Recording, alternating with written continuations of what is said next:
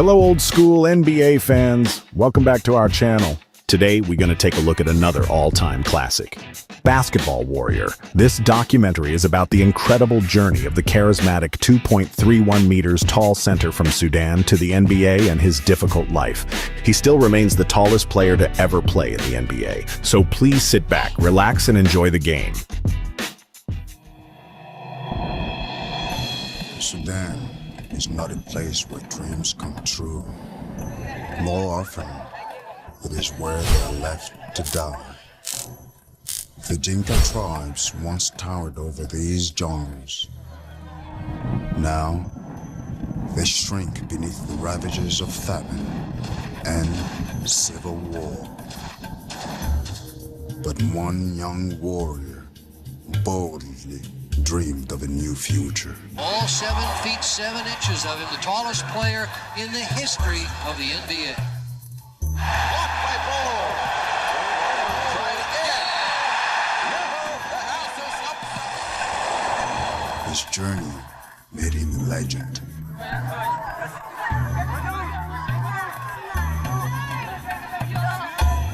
His sacrifices almost killed him.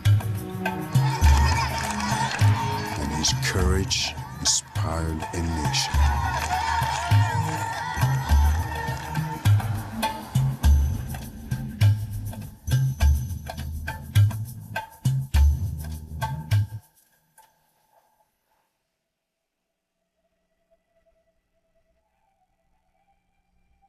The story goes that there were 2 members of the Dinka tribe, a husband and a wife, who were worried that they might never have a child.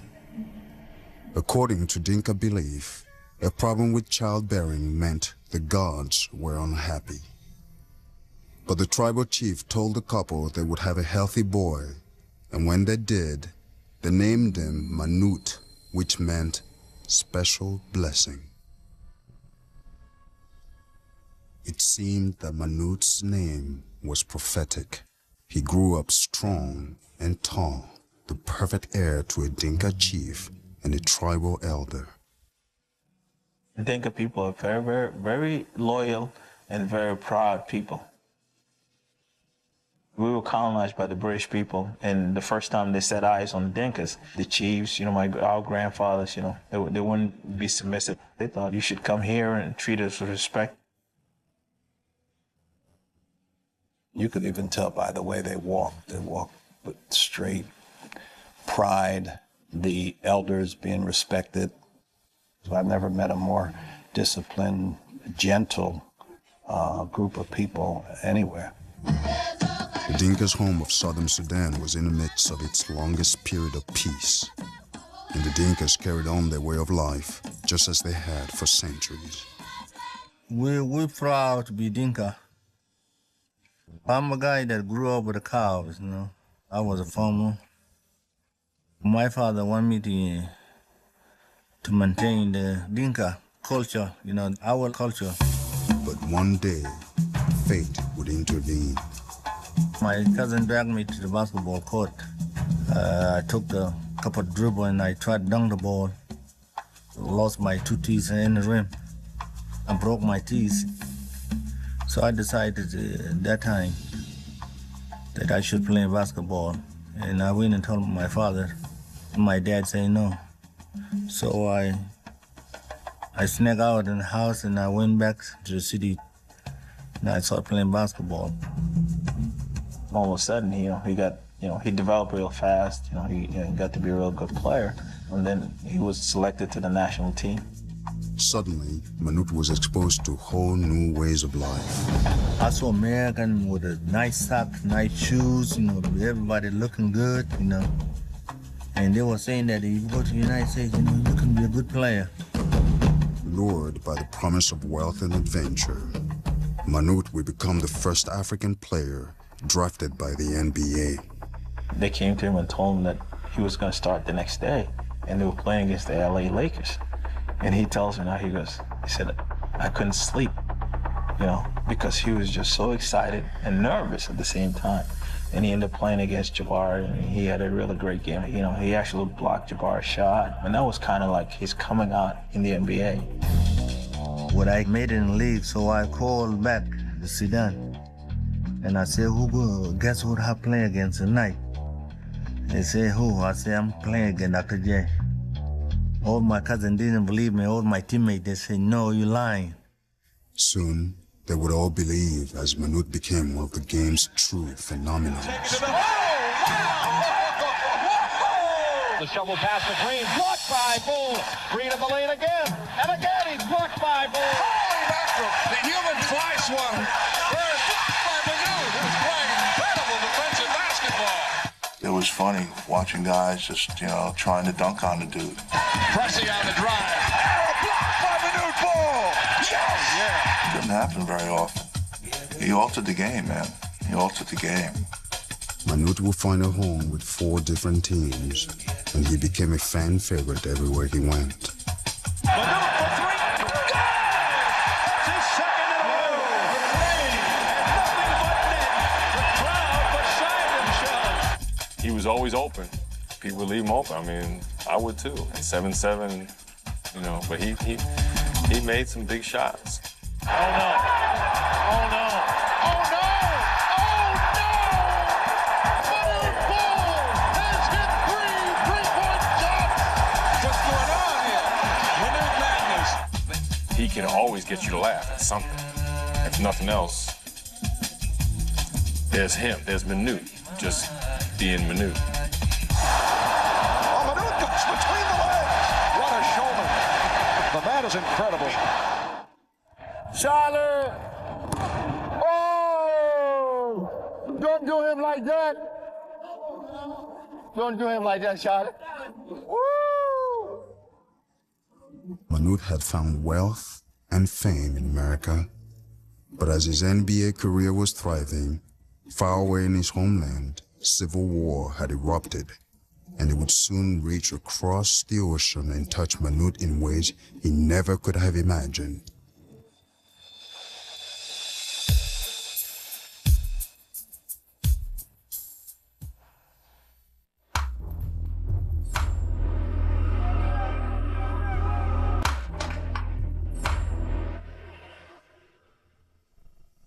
In Manute's home of southern Sudan, a bloody civil war had broken out. The northern Sudanese, who are Muslims, want to run the country according to Islamic law. And if you want to institute Islamic laws, you're pretty much kind of like dividing the country, based on religion. The Arab people in the north have this mentality that they are the slave owners, they are the dominant people, and the other people are not of their interest. The Dinkas had little chance against the superior forces of northern Sudan and were slaughtered by the thousands. But to Manute, the war seemed a distant threat. At that point, he's been maybe in this country for like 5 years, you live in a good American life, you go out whenever you want, have something to eat. I mean, you get caught up in the way you live in this country, but the war just kept getting worse and worse. Seeing their story one night on the news, Manute had a sudden call of conscience. It was 1991. This is the first time I see Sudan on TV. And I saw it. And the Sudan government were killing my people. I say, no, this cannot be right. I have to do something, I decided to be a fighter. He went to Sudan for the summer, and I think that really touched him.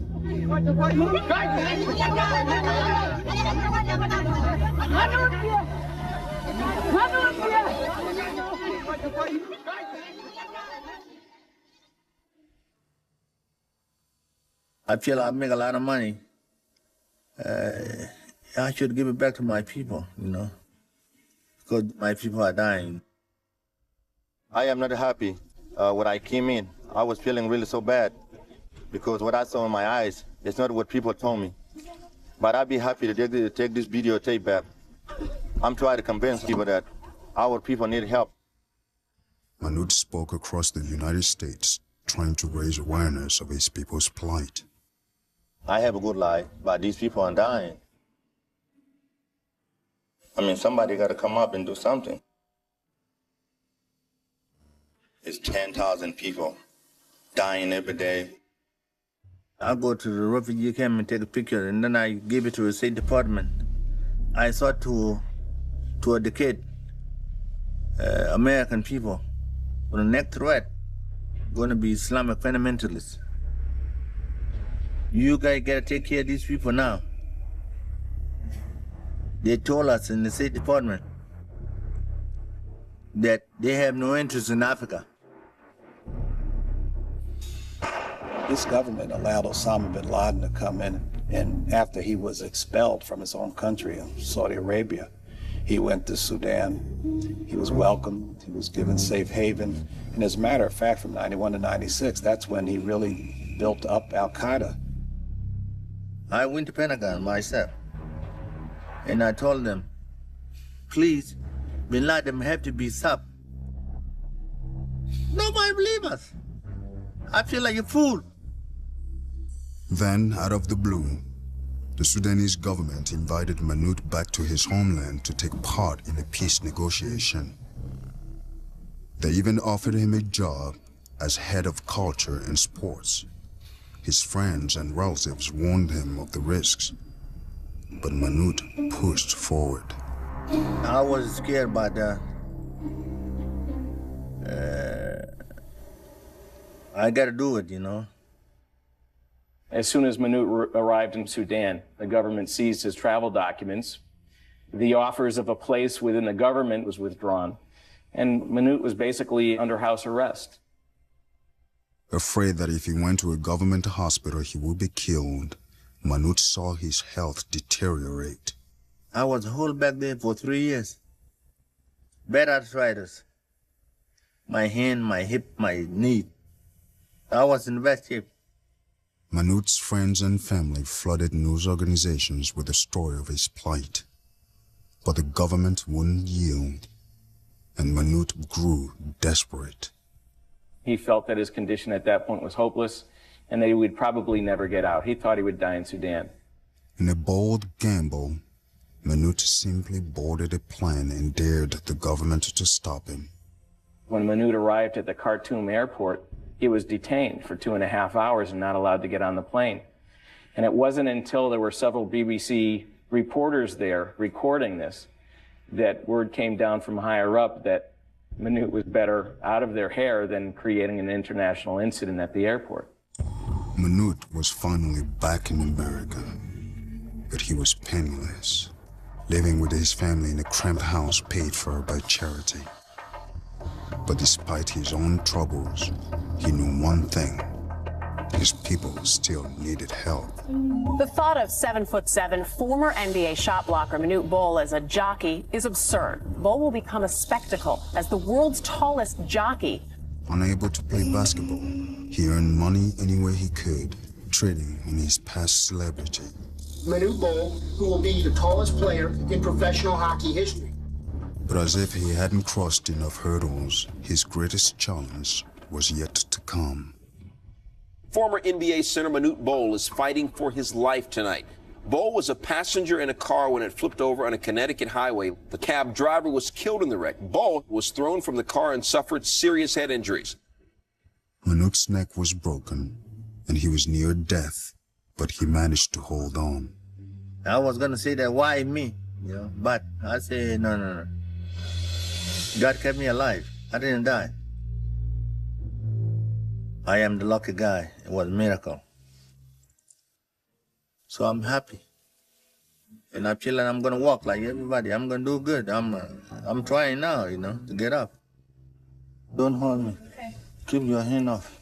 Keep your hands off. Yeah, because I need to walk by myself. I don't need anybody to help me out. Because I need to walk. I need to walk. I'm not gonna fall no more. Even now, as he struggles to walk, his thoughts are never far from home. If the peace comes in Sudan, I will know that I did something good. I'm not gonna give up, you know. I'm gonna try and fight. Ironically, this grandson of a Dinka chief who couldn't wait to get away from his people has lived up to the name given to him decades before. Special Blessing. Hey NBA fans, for more vintage NBA content, don't forget to subscribe to our channel. NBA at its best. Thank you. Descendant of Dinka royalty, beloved basketball phenom, and a hero to the persecuted and oppressed of the southern Sudan, Manute Bol lay broken in a Connecticut hospital. He had narrowly escaped with his life in an auto accident that left his taxi driver dead and this former NBA player at a point of crisis. When I was outside before the accident, I was making a living. But after that, it's been zero because I'm in the bed here. You cannot help when you're not better. It is Dinka tradition that the past will provide help when there are problems in the present. For Manute, it would come from his playing days. Chris Mullen had met Manute before he entered the league, and he and his family had accepted Bol into their tribe, even though they grew up a world away in Brooklyn, New York. So they took Manute Bol under their arm, if they could, so to speak, and treated him as a member of the family. Good food. I have a place to sleep. They take me to the Irish bar, talk to the Irish people. When we walked in there was a lot of people thinking they had way more to drink than they actually did. But he was comfortable there. I was comfortable bringing him there, and he was my friend. I was his friend, and we went where we went. Their paths will cross again when Chris, a struggling young player with the Warriors, encouraged Coach Don Nelson to trade for his old friend. You thought that it was better good for me to go and play for him and also hang around with Chris. Hey, boy. Hey. What you doing? Me. Mullen would become an all-star while he and Manute became basketball's hottest couple. Don't get nervous now. Party's over. You've been on TV in a while, I know. No. What is it, man? As much as he would stick out on Flatbush Avenue, that's how much I would stick out in the Sudan. There was one lady who told me, he said, hey, Manute, in summertime, can you guys take a vacation to Hawaii? And I said, why? They say you're a friend too white, you know. Chris Mullen needed some tan.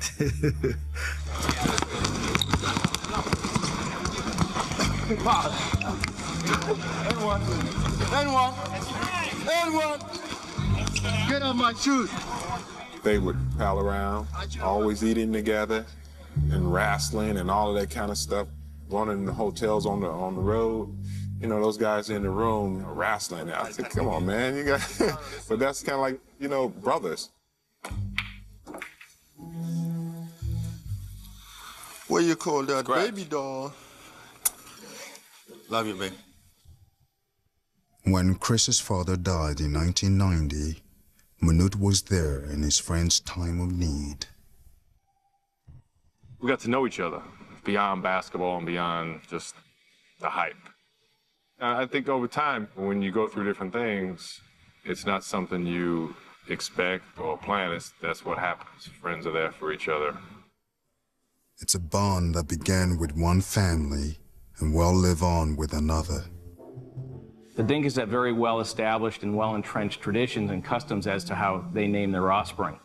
And to name a child after somebody is of the utmost honor. And I watch with a bit of amusement when I introduce Manute's children to anybody. I go through the list and I'll go, this is Abouk, Manute, Chris, Ayak, and Bol.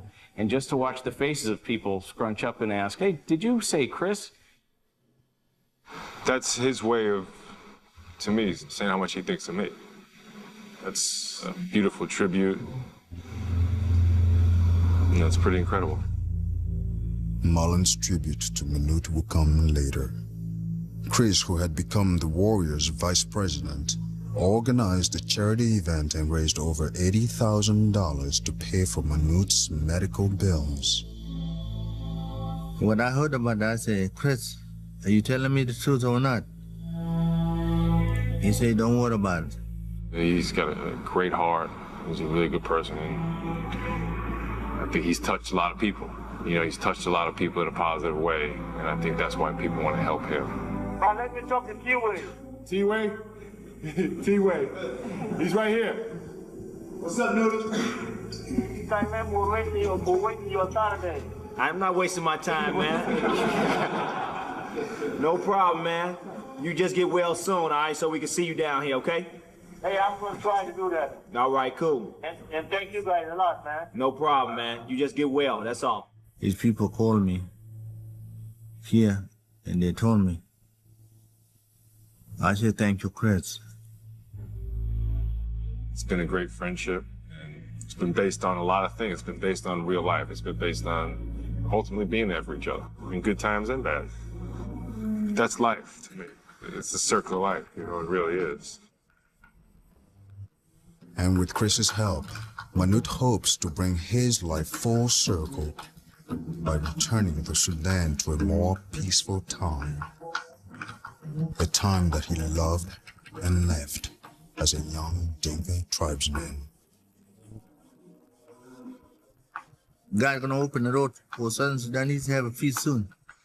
Somebody's gonna wake up and say, we gotta go to this country and we gotta make that feast. If we have the peace in Sudan, that would be a good gift. So I'm praying for that.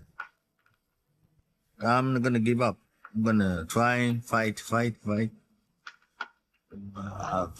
peace and to survive.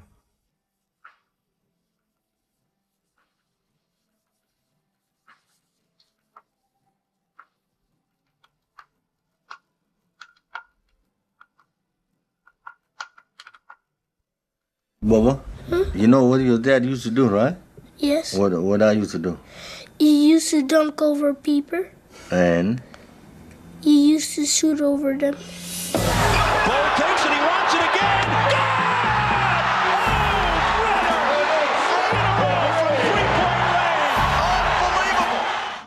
He just had a big heart and one of the funniest dudes I've ever been around, and had a great zest for life. You know how you talk about great players make the players around them better. Great people make the people around them better. And I'm better off for the time that I spent around him. There's no question about that. American game, he is fantastic. Don't worry, be happy. He loved that song. He would come in almost every day singing. When that song was hot, every day he would come in there. Don't worry, be happy. Yo, Rob, what are you mad about? Don't worry, be happy. He loved that. Anybody who loves life and doesn't forget where you came from, you're going to give back the best that you can, and Manute is at the head of the class. During that entire 100+ days in the hospital, I never saw him depressed. All right, now. See?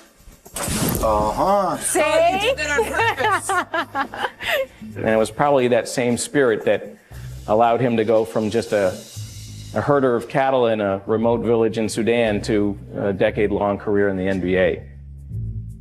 I'd have to say the most interesting, you know, funny, intriguing, crazy, and yet with all that, the basketball, the car accident, the growing up, somehow he makes me smile. You know, he. Is he a great daddy? Yes. Why?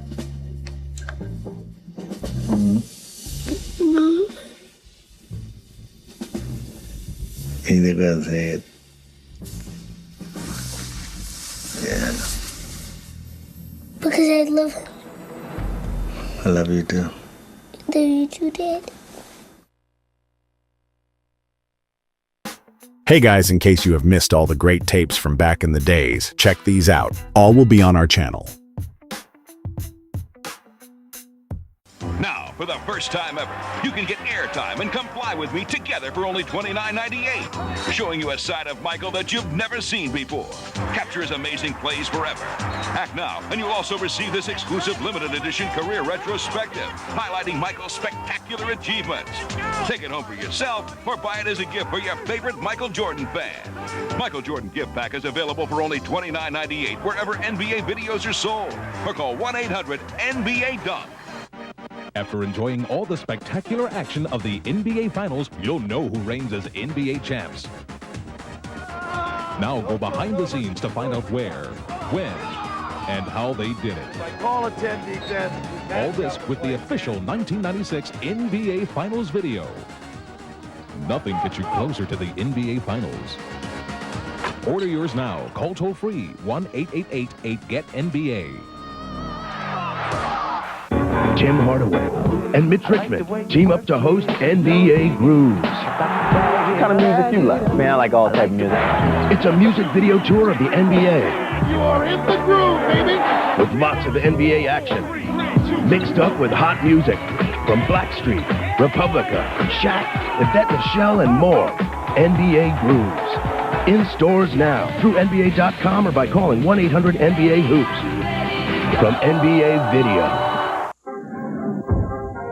There is a magic within them. A legendary quality. They are men of miracles. Fly with them in this extraordinary new video, NBA Legacy, Living Legends to Rising Stars. You also get the officially licensed NBA team sweatshirt of your choice. Both the authentic sweatshirt and the video are free with your paid subscription to Sports Illustrated. NBA Legacy traces a line of superstars as greatness is passed from one generation to the next. You also get a great-looking heavyweight sweatshirt featuring the colorful logo of your favorite NBA team. No matter which team it is, it's free. When you order 54 issues of SI for only $1.47 an issue, save over 50% off the cover price. Use your credit card. Call now and get NBA Legacy plus the team sweatshirt of your choice, both free from Sports Illustrated. It's a sports experience like no other. Sports Illustrated. Get into it.